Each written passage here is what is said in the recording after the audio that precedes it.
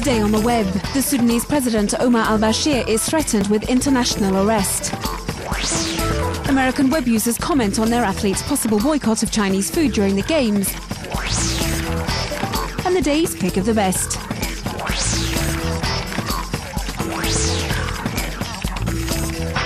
On Monday, the International Criminal Court called for the arrest of the president of Sudan, Omar al-Bachir, for genocide in Darfour. The blogosphere has mixed reactions to this news. This Sudanese wonders about the possible repercussions of such a decision. He fears an outbreak of attacks on civilians in Darfur. Despite this fear shared by the majority of bloggers, these Darfur refugees in London applaud the court's decision. As a sign of support, they demonstrated on Monday in front of the Sudanese embassy in the United Kingdom, as we see in this video. Another problem is the security of international personnel. For this humanitarian, the declaration of the withdrawal of some of the UN personnel is not just linked to the court's decision, but more to the multiplication of attacks against them recently. Finally, Current TV proposes this video of an interview of a photo reporter who covered the situation in Darfur. In this meeting, illustrated by snapshots, he looks over the gravity of the tragedy.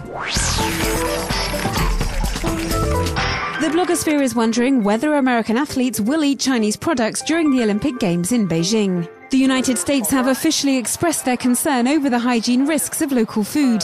In this video, this man from Beijing travels through the town's markets, gathering reactions from his compatriots. The majority seem to be strangely amused. The American fears are reinforced by the fact that last year thousands of pets in the US were contaminated by a food made from Chinese rice. This photo montage reminds us of that affair. These fears have pushed the authorities to make food security one of their priorities, as this blogger explains. He states that the athletes' meals could be tested by animals. This American web user is taking it lightly, as we can see with this cartoon where he imagines the reactions of athletes who interpret the names of certain Chinese foods like roast lion's head literally.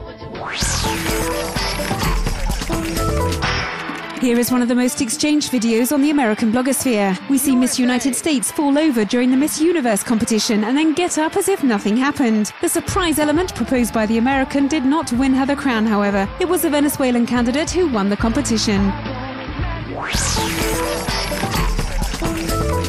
Google is launching its virtual world in 3D. Called Lively, this clone of Second Life is free. You just need a Google account to connect and interact with other users. Lively is made up of 30 different universes, each one having its own atmosphere. And something completely new, once you have chosen your universe, it is possible to export it to your blog or Facebook profile.